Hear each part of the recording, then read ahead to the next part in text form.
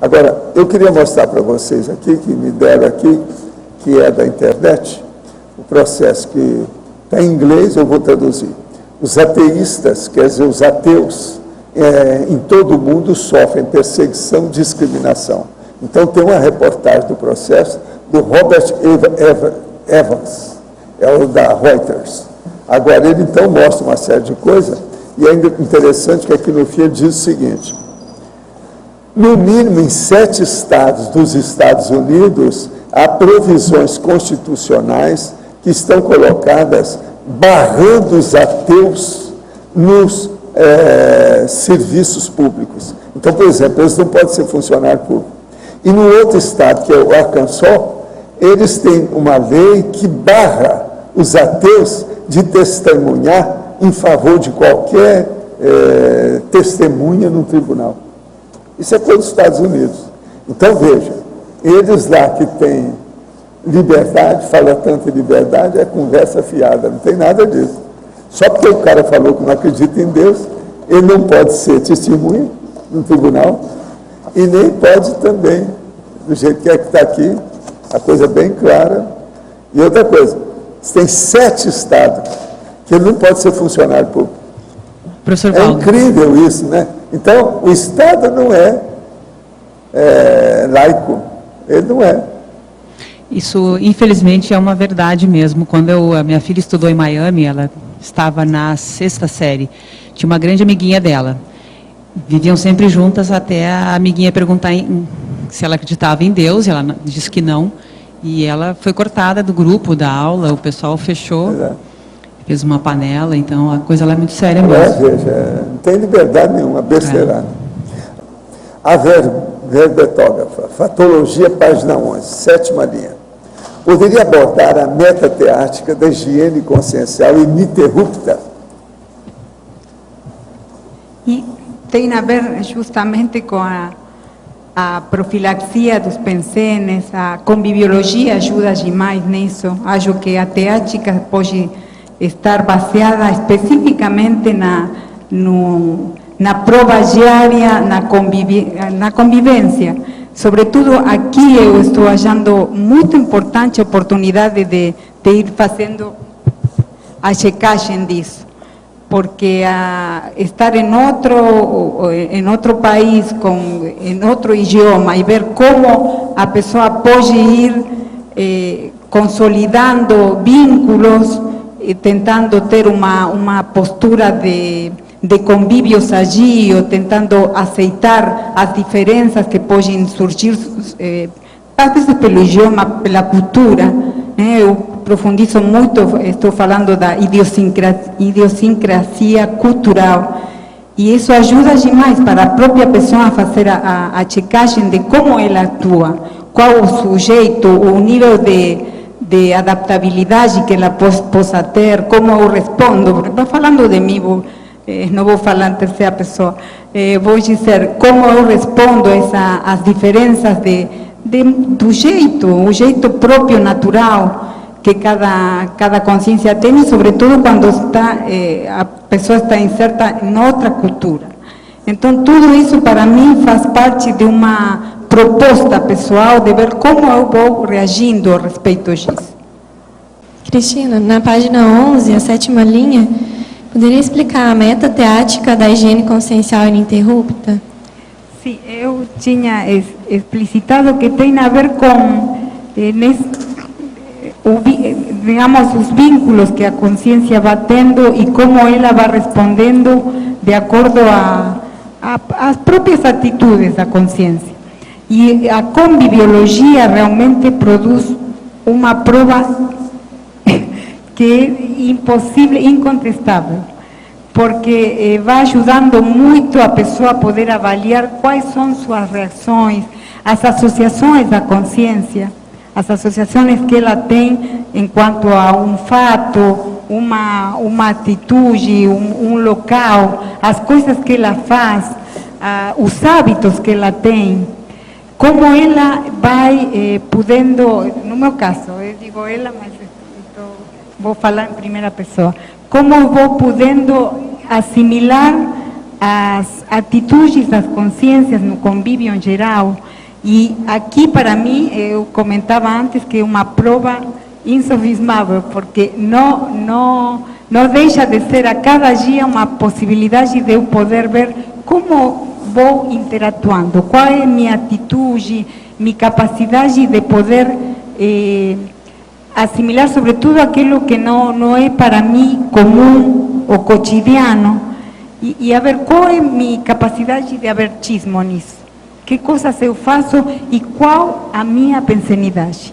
A responsabilidade que eu coloco já no trabalho que eu fiz da TENEPES, e isso é realmente não somente para a TENEPES, é para a vida própria, como a pessoa vai pensenizando nos locais, a responsabilidade do que ela penseniza, sabendo o que significa isso.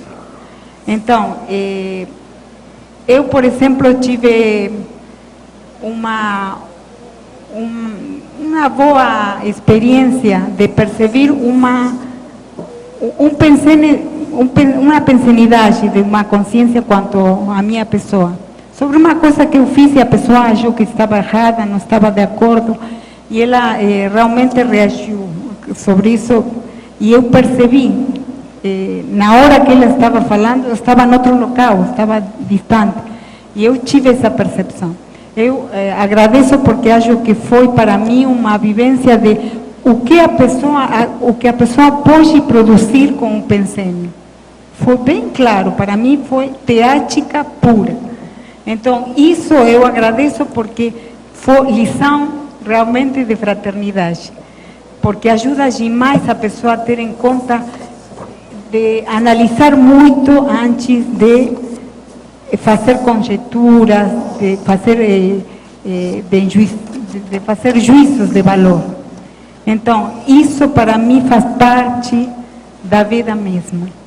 E aqui que estou incorporando-me em outro país, em outro local, eu estou no dia a dia não somente com a turma conscienciológica, estou morando no centro, então estou com diferentes pessoas, né? Daqui, mas com a própria cultura do Brasil, estou aproveitando a conhecer.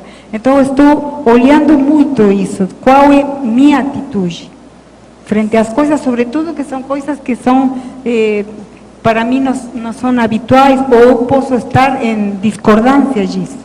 Qual é a minha postura? O que eu pensei nisso? Ajuda demais isso, como prova autoconscienciométrica, de ver como a associação que eu faço e o que eu pensei nisso, quanto a isso. Qual é o primeiro que eu pensei nisso? Não sei se respondi. Professor, ontem foi falado que o senhor tem uma teoria sobre a Helen Keller ser uma serenona. Quais foram os fatores que o levaram a chegar a essa teoria? O caso todo é o seguinte: nós temos que entender que é muito difícil uma pessoa dominar o corpo. E quando a pessoa tem todas as insuficiências, que falta tudo no corpo e ela consegue dominar, isso aí já sugere alguma coisa. Agora, se ela consegue dominar e ela consegue transmitir isso, ser comunicadora, mandar o processo daquela experiência com precedente, o exemplo para os outros, isso ainda fica mais sério.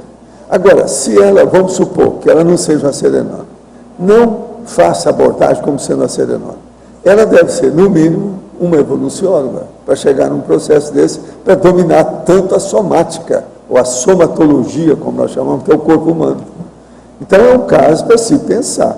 Agora, você já leu a biografia dela? Procure ler, e vê se tem chance. Agora, esqueça dela como serenona, e pense nela como sendo uma evolucióloga. Eu acho que está difícil de fugir disso, não está não? Se a pessoa for ler direitinho o que ela fez, é impressionante a vida dessa senhora. Agora aqui, quais seriam as qualidades dela que poderiam levá-la a esse estado? Poderia falar mais alguma coisa? Não, aí você tem que ver, você mesmo tirar suas conclusões, através da biografia e tudo que ela fez na vida. Como é que ela passou por cima? Como é que ela deu uma volta por cima? Como é que ela mostrou o feito, a façanha, esse triunfo dela sobre o próprio corpo humano. Agora, uma coisa só que eu penso é o seguinte, vamos entender. Tem o reurbanizador, que eu conheci bem enquanto ele viveu aí, que ele tinha um corpo de idiota. No entanto, ele era o serenão. E outra coisa, ele está dirigindo a Reurbex nesse planeta. Então, se ele pode, por que é que o outro não pode numa condição ainda menor?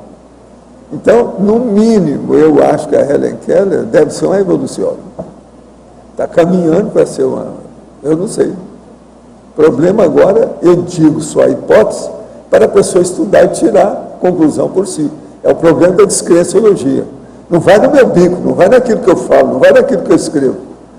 Tenha a sua experiência pessoal e veja por você se tem lógica essa hipótese. Se ela tem algum fundamento racional. É por aí. Agora, ó, se a pessoa for ler a biografia, vai ficar pensando também. Se eu garanto, com racionalidade, é muito sério. Mas é preciso de ler a vida dela toda, entender bem a situação. Os dados orientam as pesquisas, professor. Os dados orientam as pesquisas. São os fatos que orientam a pesquisa. No YouTube tem umas entrevistas dela, umas palestras dela que ela fala, que ela faz. No YouTube, na internet. Que dá para a pessoa perceber a energia dela. Pois é, então o caso aí, a nossa amiga, devia te procurar então na internet e ver o que é que tem. Procura o nome dela, Helen Keller. Vale a pena. Foz do Iguaçu tem energia. A energia das nossas águas, dos nossos ventos, das nossas matas e animais. A energia de nossa gente, de nossa história, de nossa diversidade. Dia e noite, Foz é energia. A escolha ideal para materializar uma iniciativa pioneira no planeta.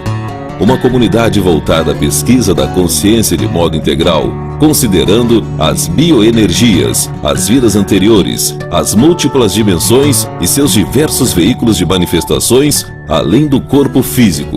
Estamos falando da conscienciologia, ciência proposta pelo pesquisador independente, autor e professor Valdo Vieira. Uma abordagem que conquistou reconhecimento internacional, trazendo a consciência ao universo científico na condição desafiadora de observador e, ao mesmo tempo, objeto das experiências. Assim surgiu o embrião da futura Comunidade Permanente de Pesquisadores da Consciência, o CAEC, Centro de Altos Estudos da Conscienciologia, fundado em 1995 na região do Tamanduazinho. Hoje, aquela área recebe oficialmente em Foz o nome de Cognópolis, o bairro do conhecimento, e recebe conscienciólogos de várias partes do mundo.